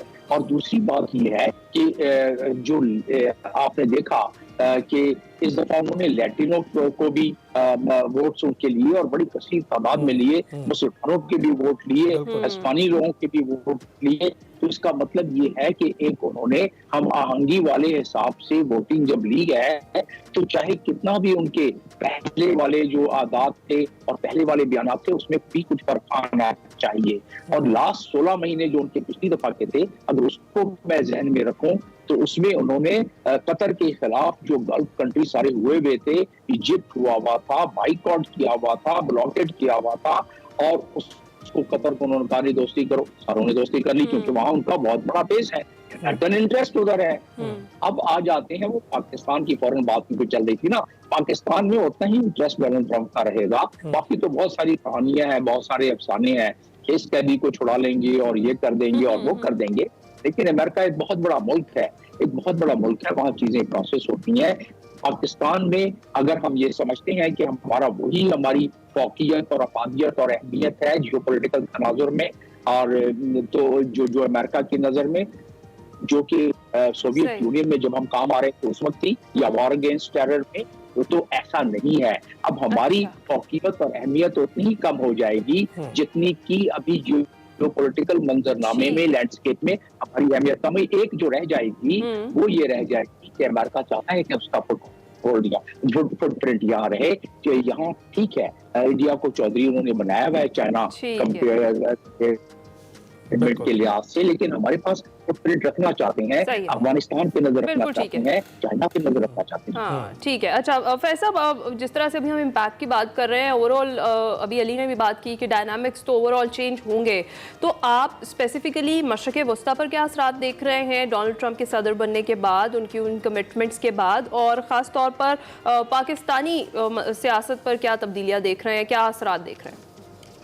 देखिए, जो अगर आप उनकी तकरीर सुने, जो विक्ट्री स्पीच उन्होंने दी थी, तो उसमें ने बहुत खुल के ये बात कही, और वो जाहिर है कि कोई पूरा एक एजेंडा सेटिंग स्पीच थी। तो उन्होंने कहा कि वो कोई नई वॉर्स शुरू नहीं करेंगे, बल्कि उन्होंने एक अजीब व गरीब बात की कि वो अगले दिन ही यूक्रेन की वॉर को ख़त्म करेंगे before he takes over the office. अच्छा, अब देखिए, इसमें जब जंग शुरू करना आसान है, लेकिन जंग को खत्म करना, उससे विड्रॉ करना बहुत मुश्किल है, और तकरीबन अब स्पेशली बड़ी ताकतों के लिए। और आपने अफगानिस्तान में देखा हमारे नेक्स्ट डोर कि वो दाखिल तो हो गए, और उसमें जो बाकायदा निकलने में उनको कोई 20-21 साल लग गए, और वो ट्रिलियंस ऑफ डॉलर्स लगा के उन्होंने नुकसान करके अपने हजारों अपने यंग फौजी बच्चे मरवा के, उनको हलाक करवा के, कई हजारों जख्मी करवा के उनको वहां से इस अंदाज से निकलना पड़ा, इतने भोंडे अंदाज से निकलना पड़ा कि वो वहां पर और ज्यादा अमवात हो गई, खुद इनके अपने लोग उस पूरे प्रोसेस में मारे गए। तो ऐसा इतना आसान नहीं होगा कि ये इससे विशफुल थिंकिंग कि वो मशरिक वस्ता में या यूक्रेन में बस एक button, it's not a switch के ऑफ एंड ऑन करके आप निकल आए। इनको पूरा एक स्ट्रेटेजिक थिंकिंग, और आई एम श्योर कि वो कर रहे होंगे, जैसे कि खुद हमारे डॉक्टर जमील साहब ने फरमाया, एम्बेसडर साहब ने, कि वो इनके पास लोग हैं, इनके पास अच्छे माइंड्स हैं और ऑलरेडी ग्राउंड वर्क। देखिए यहाँ पर एक अच्छी बात यही है कि एक जब ये जो पार्टीज होती हैं, तो चूंकि 2 पार्टी सिस्टम है, तो हर पार्टी का अपना एक शैडो कैबिनेट चल रहा होता है साइड में। तो वो शैडो कैबिनेट जो है वो ऐसा कोई ये नहीं दावा कर सकता कि नहीं मुझे तो मालूम ही नहीं था, मुझे तो अचानक बना दिया गया और मेरे पास तो तैयारी नहीं थी, अब हम तैयार होंगे तो देखा जाएगा। जैसे आपने सुना होगा ना, हमारे पास से अक्सर ये बात की जाती है कि हम तो तैयार ही नहीं थे इख्तियार संभालने को। ऐसी बात नहीं है, शैडो कैबिनेट्स हैं, काम कर रही हैं, तो इनको अभी से ये अंदाजा होगा कि वहां पर करना क्या है मशरिक वस्ता में। मेरा ख्याल ये है कि ये करेंगे, जब पहले इलेक्शन जीतने से पहले, विक्ट्री स्पीच देने से पहले, मेरा अपना ख्याल ये था कि वहाँ ये एक तरह से जैसे ग्रेवयार्ड पीस होता है, यानी कि आप सब कुछ फिनिश करके, क्योंकि उनके बयानात थे, इन्होंने कहा था नेतन्याहू को कि बाइडन ने उनका हाथ रोक रखा है, इनको चाहिए कि खुली छुट्टी दें ताकि वो let him finish the job, उनके अल्फाज हैं। तो उसका मतलब ये था कि नेतन्याहू को पूरी छुट्टी दे के पूरा सबका कलाकामा किया जाए, पूरा खात्मा कर दिया जाए, ग्रेवयार्ड बना दिया जाए और फिर जाकर अमन का झंडा लहरा दिया जाए। तो उस सूरत में भी ये it's not an overnight job कि आप सबका कलाकमा ओवरनाइट नहीं कर सकते। लेकिन अब ये लग रहा है मुझे, देखिए अभी कुछ बहुत इंपॉर्टेंट मीटिंग्स हुई हैं, पाकिस्तानी आर्मी चीफ जाके MBS से मोहम्मद बिन सलमान से मिले हैं। अच्छा, फिर और आपको मालूम है कि जो अब्राहम अकॉर्ड जो जिसमें MBS बहुत ज़्यादा इन्वॉल्व थे, और इनका ट्रम्प का और उनके दामाद का जैरेड कुशनर का ये ब्रेन चाइल्ड था। तो कुछ ऐसी चीज़ें होंगी कि वहाँ जो पीस आएगा वो एक मुनासिब तरीके से आएगा, और वहाँ इजराइल को भी बहुत सी चीज़ें मानना पड़ेंगी। और अगर वो रिकग्निशन चाहते हैं, खुसूसन देखिए गजा वॉर ने जो इन लोगों को जो है बहुत ही बैकफुट पे डाल दिया है। अगर वो 7 अक्टूबर का वाकया नहीं होता लास्ट ईयर का, तो शायद अब्राहम अकॉर्ड में चीजें बहुत आगे बढ़ सकती थी। लेकिन अब मुश्किल है, अब ये नहीं हो सकता है कि वो एक one way unilaterally they can not leave the Palestinians behind. ये नहीं हो सकता है कि आप, जैसे कि उन्होंने उससे पहले कहा जा रहा था कि ठीक है उनको सब कुछ छोड़ें, अपनी सारी स्टेट्स मिलकर इजराइल को तस्लीम करें और आगे बढ़ें अपने अपने बिजनेसेस। आपकी बात को ही इसकी कंटिन्यूएशन में ही कामरान साहब आपकी जाने पाऊंगा, क्योंकि हम देख रहे हैं कि somehow America is losing face, क्योंकि हमने इससे पहले सीरियन वॉर में देखा, वहां पर उनको किसी हद तक कामयाबी नहीं मिल सकी, अहदाफ पूरे नहीं किए, और फिर अब हम इस वक्त देख रहे हैं कि गजा में अपने लोगों की जानिब से उनकी इतनी रेजिस्टेंस मौजूद है, सिर्फ मुस्लिम आबादी की नहीं बल्कि वहाँ दीगर आबादियाँ, माइनॉरिटीज़, मेजॉरिटीज़, वो सब एहतजाज कर रही हैं वहाँ पर। आप देखते हैं कि अपने मुल्क में भी और बैनुल-अक़वामी सतह पर भी दे आर लूजिंग फेस। आपको नहीं लगता ट्रंप के आने के बाद सबसे इम्पॉर्टेंट बात अपना इमेज रिस्टोर करना होगा? देखें, इसमें तो कोई शक नहीं है कि एक जो सबसे बड़ी वजह के जो कमला हैरिस को शिकस्त दी हुई है कि वो उनका जो एक वीक स्टांस है, इसमें कोई शक नहीं है कि अमेरिका इजराइल को अपना एक बहुत बड़ा इत्तेहादी समझता है, उनको हर तरह की असिस्टेंस प्रोवाइड करता है। But at the same time Democrats के बारे में ये भी कहा जाता है कि वो इंसानी हकूक को लेकर के बड़े सेंसिटिव रहे, अपने आप को वो कैंपेन करते हैं कि उसके चैंपियन है। तो जब उनकी मौजूदगी में जब जिस तरीके से कत्लेआम हुआ गजा के अंदर, बच्चों को, बेगुनाह लोगों को मारा गया, उस पर जो स्टांस था, ऑफ कोर्स जो बाइडेन का, वो बहुत वीक था। और उससे ना सिर्फ अमेरिका बल्कि पूरे यूरोप का जो इमेज है, क्योंकि यूरोप और अमेरिका बाकी दुनिया से अपने आप को इसलिए अलग पेश करते थे कि देखें हम जमहूरियत के अलमबरदार हैं, हम इंसानी हकूक के अलमबरदार हैं। रूस, चीन और जो दूसरी दुनिया के ममालिक हैं, उनको सिर्फ इस वजह से क्रिटिसाइज किया करते थे कि वहां पर इंसानी हकूक नहीं है। लेकिन गजा की वॉर के अंदर जो रिस्पॉन्स अमेरिका का और यूरोप का रहा, उसकी वजह से वो मॉरल ग्राउंड जो है वो अमेरिका ने भी और यूरोप ने वो खो दिया है। तो ट्रंप के लिए एक बहुत बड़ा चैलेंज होगा। और बात जब हुई थी मिडिल ईस्ट की, तो हमें ये नहीं भूलना चाहिए कि जो ट्रंप की जो मुंतखब होने के बाद जो पहले जो लीडर्स थे जिनके साथ उनकी बात हुई, एक उनकी Israeli prime minister Benjamin Netanyahu के साथ टेलीफोन पे बात हुई है। दूसरा इंपॉर्टेंट सऊदी कॉन्फ्रेंस मोहम्मद बिन सलमान के साथ उनकी बात हुई है। और ये बात आई थिंक इंपॉर्टेंट है कि जो फैज साहब जिक्र कर रहे थे अब्राहम अकॉर्ड का, कि वो जैरेड कुशनर जो उनके दामाद हैं, वो ब्रेन चाइल्ड, तो ट्रंप अपने आप को एक डील मेकर कहते हैं और वो करेंगे यही। आई थिंक वो इजराइल को सही। सपोर्ट करते रहेंगे, बट उनको ये भी कहना है क्योंकि गैर रिवायती तरीकाकार है, जो ठीक। प्राइवेट डिस्कशंस होंगी वो अनलाइक बाइडन वो बड़ी रोबस्ट होंगी, बहुत कैंडिड होंगी, अच्छा, और वो बेंजामिन नेतन्याहू के लिए कोई इतना आसान नहीं होगा। सही है। तो इस तनाजुर में I think we can expect something unexpected. ठीक है, बिल्कुल ठीक है। अच्छा डॉक्टर साहब, बिल्कुल 30 सेकंड्स है हमारे पास। मैं चाहूंगी क्लोजिंग रिमार्क्स आप दें और आप स्पेसिफिकली ये बता दें कि क्या असरात आप पाकिस्तान पर देख रहे हैं डोनाल्ड ट्रंप के एक बार फिर से सदर बनने के बाद। जी, पाकिस्तान ने तो उनके होमवर्क कोई किया नहीं है।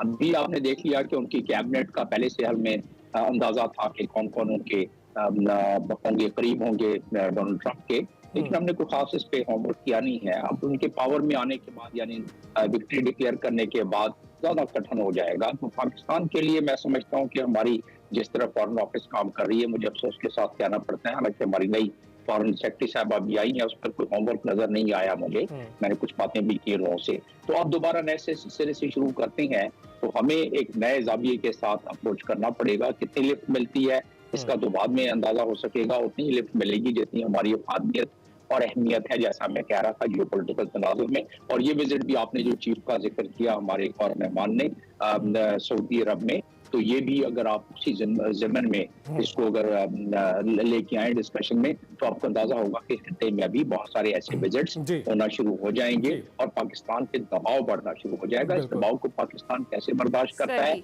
अपने फायदे में कैसे लेके आता है, यही हमारी डिप्लोमेसी। बिल्कुल। डॉक्टर जमील, आपका, फैज साहब आपका, कामरान साहब आपका, तीनों साहिबान का बहुत शुक्रिया हमसे गुफ्तगू करने के। हमने देखा कि यूएस इलेक्शंस किस तरह से पूरी दुनिया पर असरअंदाज हो रहा है और एक जो मुल्क रह गया है बाकी वो है चाइना।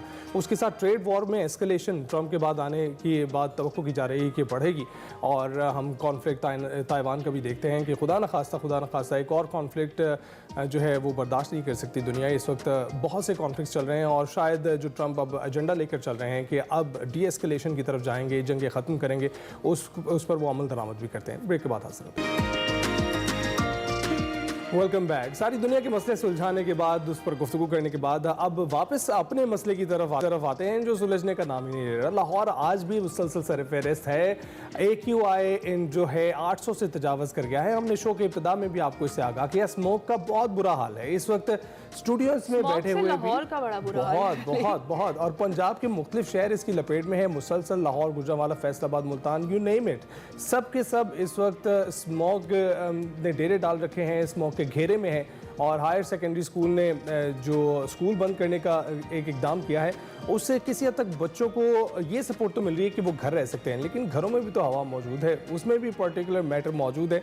क्या करेंगे इसका, इसके बारे में जान लेते हैं। इस पर ज़रा डिटेल में बात करना ज़रूरी है और हम चाहे कि आप तक जितनी अवेयरनेस हो पहुंचा सकें, इकदाम क्या क्या हो रहे हैं उस पर भी हम ज़रा बात कर लें। तो हमारे साथ मौजूद है जी राजा जहांगीर अहमद साहब, सेक्रेटरी महकमा माहौलियात। अस्सलाम वालेकुम सर, बहुत शुक्रिया आपके वक्त का। हम देख रहे हैं कि हुकूमत तमाम हरबे आजमा रही है, लेकिन फ़िलहाल हमें नाकामी ही नज़र आ रही है क्योंकि स्मोक रोज़ ब रोज़ बढ़ रही है, एयर क्वालिटी इंडेक्स बढ़ रहा है। अब ग्रीन लॉकडाउन लगा दिया गया, एहतियात का कह दिया गया, स्कूलों में छुट्टियाँ हो गई, वर्क फ्रॉम होम हो गया। क्या अब कहीं आगे चलकर पूरे लाहौर में तो लॉकडाउन नहीं लगाना पड़ जाएगा?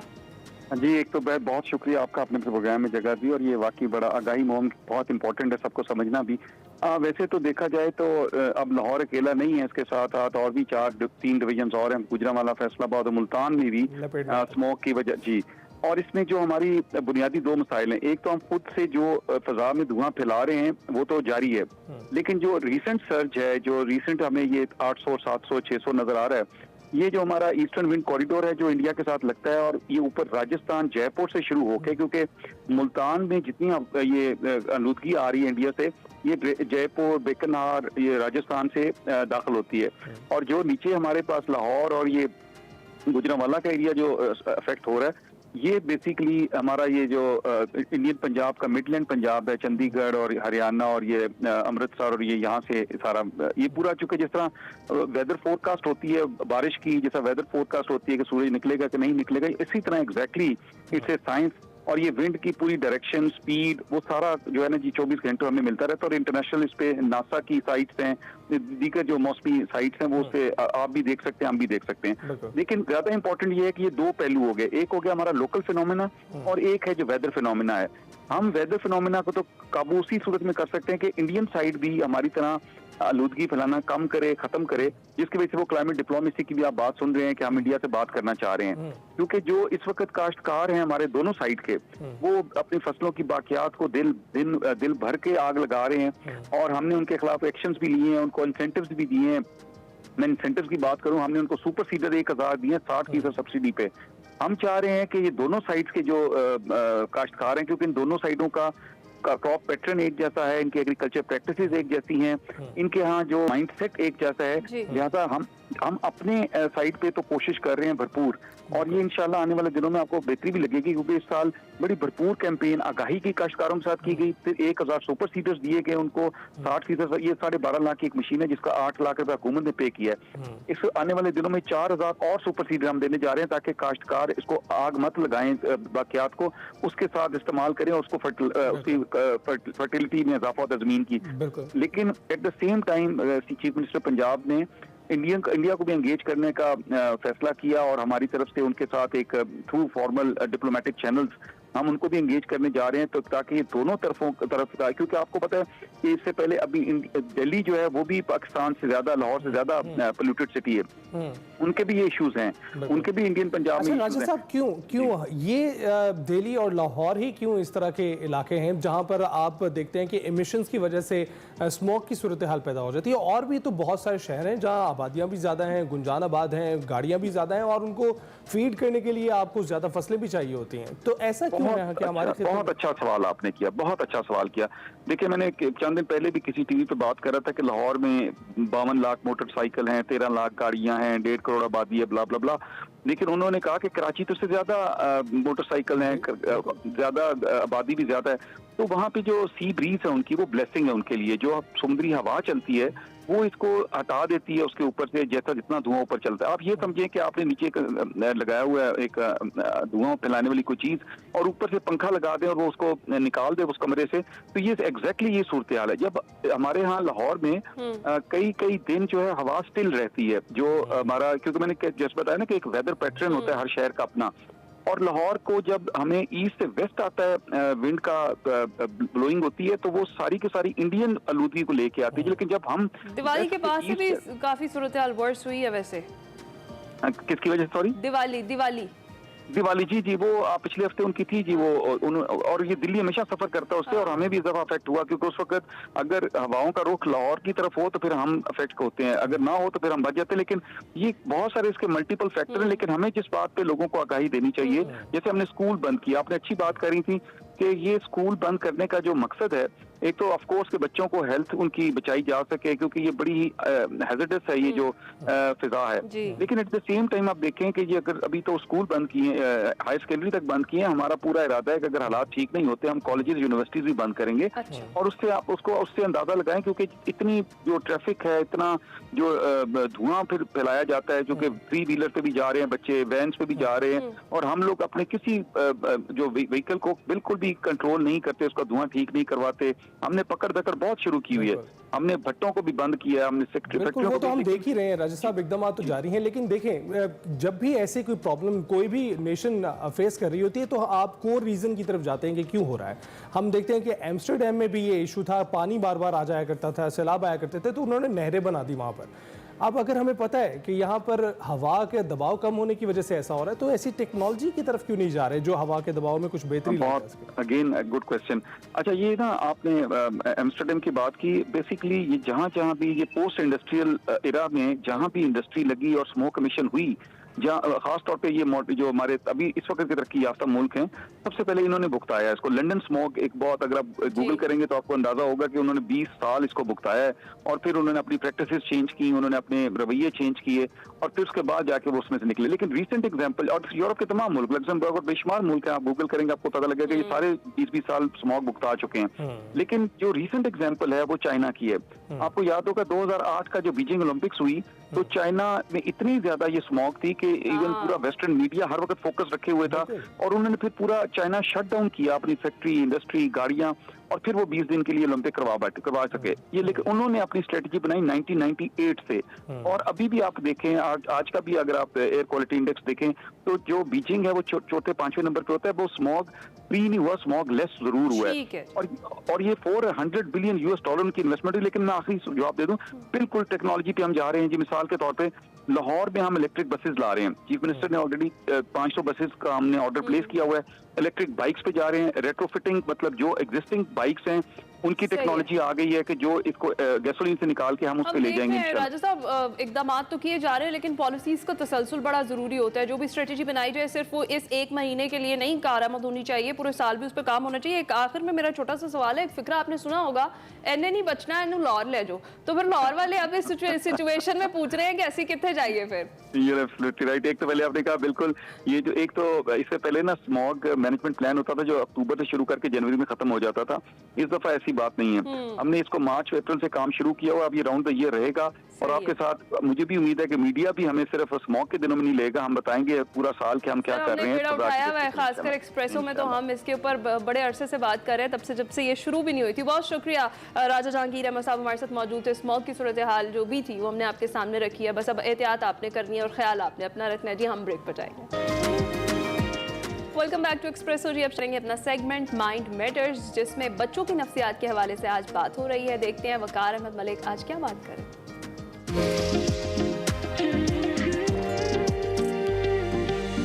अस्सलाम वालेकुम नाज़रीन, मैं हूं वकार अहमद और आप देख रहे हैं माइंड मैटर्स। बच्चों की नफ्सियात पे बात करेंगे, और आज का जो हमारा मौजू है वो ये है कि कामयाबी की सूरत में तो हर वालिदैन जो हैं वो बच्चों के साथ खड़े होते हैं।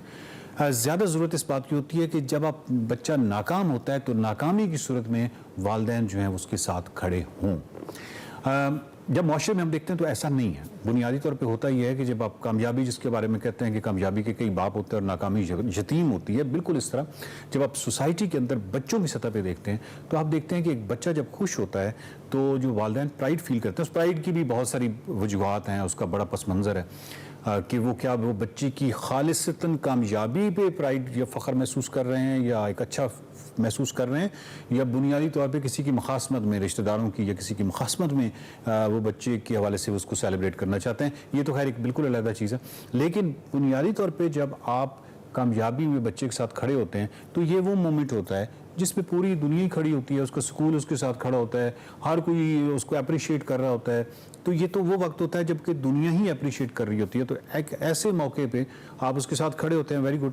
लेकिन जब बच्चा नाकाम होता है, जब हर तरफ से उस पर तंज के तीर बरसाए जाते हैं, जब हर तरफ से ना सिर्फ उसके क्लास फेलोज बल्कि स्कूल की सतह पे, माशरती खेल के मैदान में, हर जगह पे उसको ताने सहने पड़ते हैं और मुख्तलिफ बातें जो हैं उसको सुननी पड़ती हैं।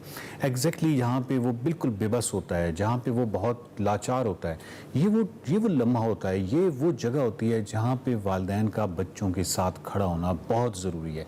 प्रॉब्लम ये है कि वालिदैन जो है वो माशरे के साथ मिल जाते हैं और माशरे से कहीं ज़्यादा वालिदैन लान तान करते हैं। मिसाल के तौर पे आप कैसे ये कह सकते हैं बच्चे को, एक मासूम बच्चे को, कि तुम्हारी शक्ल ही नहीं है कि तुम पास हो सकते, या तुम्हारी तो मतलब तुम्हारे बस में ही नहीं है और तुम हो ही ना लायक। इस तरह की चीज़ें आप एक बच्चे से कैसे कह सकते हैं? क्योंकि जब भी आप खंगालने निकलेंगे बच्चे की हर नाकामी, बुनियादी तौर पे उसमें अगर आप देखने की आंख रखते हैं तो आपको नज़र आएगा कि वो अक्स जो है वो बेसिकली आपकी अपनी नाकामी का अक्स है। बच्चा तो एक प्योर फॉर्म है, बच्चा तो लर्नर है, बच्चा तो खूबसूरत प्योरिटी में है। वो एक आपको स्लेट मिल गई है, उसमें जो कुछ आप लिख रहे हैं वो आपका अपना लिखा हुआ है। उसकी कोई भी नाकामी जो है वो आपकी नाकामी, अगर वो फ़र्ज़ कीजिए, नाकामी की कई शक्लें होती हैं, मतलब फ़र्ज़ कीजिए कि वो मैथमेटिक्स में नाकाम हो रहा है या बायोलॉजी में नाकाम हो रहा है या किसी भी सब्जेक्ट में नाकाम हो रहा है, तो पहली बात तो ये है कि आपकी उस सब्जेक्ट के साथ कितनी मोहब्बत है, या आपकी उस सब्जेक्ट के साथ कितनी उनसियत है, या आप उस सब्जेक्ट को कितना पसंद करते हैं। ये एक अजीब मुनाफिकाना रवैया होता है कि हम वो सब्जेक्ट, वो चीज़ें जो ख़ुद तो अपने तौर पे पसंद नहीं करते, हो सकता है मैं अलजबरा बिल्कुल अच्छा ना लगता हो, लेकिन हम ये समझते हैं कि बच्चों को अलजबरा में नंबर 1 आना चाहिए। लर्निंग की कोई लिमिट नहीं होती, एज लिमिट नहीं होती। जब आप बच्चों से कोई चीज़ एक्सपेक्ट करते हैं तो बेहतर है कि उन बच्चों के साथ ही खुद भी सीखें और एक शौक़ डेवलप हो। तो वो चीज़ें जो मुनाफिकाना रवैया है कि आप तो कुछ और चाहते हैं, लेकिन आपका मन जो है वो कुछ और चाहता है। आप चाहते हैं कि बच्चा तो नंबर 1 आए उस पर्टिकुलर फील्ड में, आप खुद उस पर्टिकुलर फील्ड से बहुत दूर भागते हैं, आपको तो पसंद ही नहीं है। तो ये जो रवैया है, ये जो चीज़ है कि आप उस बच्चे के साथ नहीं हैं, बच्चे के उस सारे मामले में या बच्चे की लर्निंग में और तमाम उन स्टेजेस में आप बिल्कुल साथ नहीं हैं, इसमें कोई हर्ज नहीं है कि आप दोबारा से पढ़ना शुरू कर दें, इसमें क्या हर्ज है? अगर आप बच्चे के साथ बहुत ज़्यादा सिंसियर हैं, लेकिन आप चाहते हैं कि बस वो बच्चा एक मखलूक है, वो जाए और नंबर 1 हो के वापस आ जाए, तो बच्चों की नाकामियों की जितनी भी, अगर हम नाकामियाँ उनको कहें, अगर बच्चों की नाकामियों की मसला यह है कि कामयाबी नाकामी के जो म्यारात हैं वो बड़े सतही हैं और वो हमारे तय किए हुए हैं। यानी जब बच्चा आता है तो उससे ऑलरेडी उसके वालिदैन जो हैं और सोसाइटी ने कुछ कामयाबी और नाकामी के म्यारात सेट कर दिए हैं। उसमें से मिसाल के तौर पे कामयाबी का एक म्यार ये है कि आपकी जितने ज़्यादा नंबर आएंगे, उससे कहीं ज़्यादा जो ज़हीन बच्चे होते हैं। मैं आपको एक छोटा सा एक बताता हूँ, गिलगित का एक वाक़या है। 2 बच्चे, एक बच्चा जो है वो हमेशा नंबर 1 आता था, दूसरा बच्चा जो है वो हमेशा थोड़ा पीछे रहता था, और वो बच्चा जो है उसने सुसाइड कर ली। जब उस बच्चे ने खुदकुशी कर ली और उसके बाद उसको इन्वेस्टिगेट किया गया, क्योंकि मैं उन दिनों वहाँ पे था और मैं बहुत सारी अपनी किताब के हवाले से और स्पेशली मैं उस रीजन में एकेडमिक स्ट्रेस के हवाले से जो खुदकुशी का बढ़ता हुआ रुझान था उस पर काम कर रहा था, तो मालूम हुआ कि जिस बच्चे ने सुसाइड की है वो बच्चा कहीं ज़्यादा ज़हीन था, स्पोर्ट्स में वो सबसे आगे था, सबसे ज़्यादा वो सोशल था, यहाँ तक सोशल था कि वो सिर्फ गली में बच्चों के साथ सोशल नहीं था बल्कि बुज़ुर्गों के साथ बहुत सोशल था, बहुत ही, और हर कोई इसको पसंद करता था। प्रॉब्लम ये था कि घर में उसको हर वक्त ये ताने दिए जाते थे कि तुम एक नाकाम हो क्योंकि तुम भाई की तरह नंबर हासिल नहीं कर रहे। अब आप कोई भी स्केल उठा लें नफ्सियात में, फ़लसफ़े में, कि ज़हानत की जो परख है उसके हवाले से कोई स्केल उठा लें तो आपको मालूम होगा कि वो जो सुसाइड वाला बच्चा है वो दूसरे वाले बच्चे से कहीं ज़्यादा ज़हीन था, क्योंकि वो गैर निसाबी सरगर्मियों में भी था, वो मुख्तलिफ तख़य्युलाती काम कर रहा था, वो बहुत खूबसूरत, और इसी वजह से उसके पास इतना टाइम नहीं था कि वो जो हमारे कामयाबी के तय किए हुए म्यारात हैं उन पर वो पूरा कर सके या वो नंबर ले सके। और इमेजिन कि आप उसकी नाकामी में आप उसके साथ खड़े हुए नहीं थे और वो क्या करता है, वो खुदकुशी कर जाता है। कितना बड़ा जुल्म है। इस वजह से हम बार बार कहते हैं कि एक तो बच्चों की नाकामियों में अपना अक्स ढूंढिए, ये बच्चे नाकाम नहीं होते, बेसिकली ये आपकी नाकामी होती है, आपके अपने मामलात होते हैं। सो बच्चों के साथ जब भी बच्चा कामयाब हो अपने आप को थोड़ा सा न्यूट्रलाइज रखें, लेकिन जब वो नाकाम हो उस वक्त आपका अपने बच्चों के साथ खड़ा होना बहुत ज़्यादा ज़रूरी होता है। देखते रहिए माइंड मैटर्स।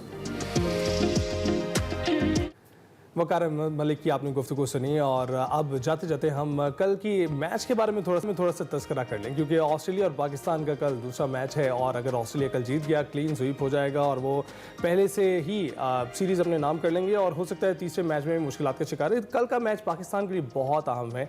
कल का मैच जीतना पाकिस्तान के लिए इसलिए भी अहम है कि अब जो खिलाड़ी अपना इस वक्त जो शिकार हैं मुख्तलिफ कॉन्ट्रोवर्सीज़ का, उन्हें परफॉर्म करने की बहुत ज़रूरत है। ऑस्ट्रेलिया के खिलाफ पहले वनडे मैच में ओवर अधूरा छोड़कर जो बाहर आए थे हमारे fast bowler Naseem Shah fit हो गए हैं और अब एडलेड में टीम के साथ भरपूर प्रैक्टिस कर रहे हैं। एडलेड ओवल में कौमी टीम का 3 घंटे प्रैक्टिस सेशन रहा, जिसमें उन्होंने बैटिंग, बॉलिंग, फील्डिंग की खामियों को दूर करने की कोशिश की। तमाम खिलाड़ी मौजूद थे। पहले मैच में क्रैम्प्स की वजह से मैदान से बाहर हुए थे नसीम शाह, और उन्होंने ट्रेनिंग में शिरकत की। नसीम शाह अब दूसरे मैच के लिए दस्तयाब होंगे। टीम में एक तब्दीली का इम्कान है। एडलेड में पाकिस्तान ने अब तक 8 में से सिर्फ 1 मैच जीता है जो 1996 में खेला गया। कल का मैच भाई बहुत ज़्यादा इंटरेस्टिंग होने वाला है। 8 बजे टॉस होगा। कल कोशिश करेंगे कि हम सारी गुफ्तगू क्रिकेट से ही स्टार्ट करें अपनी जी। और इसके अलावा इंटरनेशनल क्रिकेट काउंसिल की बात करें तो टेस्ट प्लेयर्स की रैंकिंग जारी कर दी है उन्होंने। बाबर आजम, मोहम्मद रिजवान और सलमान आगा की तरक्की हो गई है जनाब। बैटिंग रैंकिंग में जॉय रूट का पहला नंबर बरकरार है, जबकि इंग्लैंड के हैरी ब्रूक 1 दर्जे तरक्की के बाद 30वें नंबर पर आ गए। और साउथ शकील की बात करें तो वो 2 दर्जे तनज़्ज़ुली के बाद 9वें नंबर पर चले गए। हाँ, साबिक कप्तान बाबर आजम तरक्की के बाद 17वें नंबर पर मौजूद हैं। और इसके साथ ही हम आपसे इजाज़त चाहेंगे, है ना? आप जी हाँ, बिल्कुल। हमेशा की तरह क्लोजिंग आपसे हमारी मुलाकात होगी कल। अपना ख्याल रखिएगा, फीडबैक ज़रूर दीजिएगा। अल्लाह हाफ़िज़।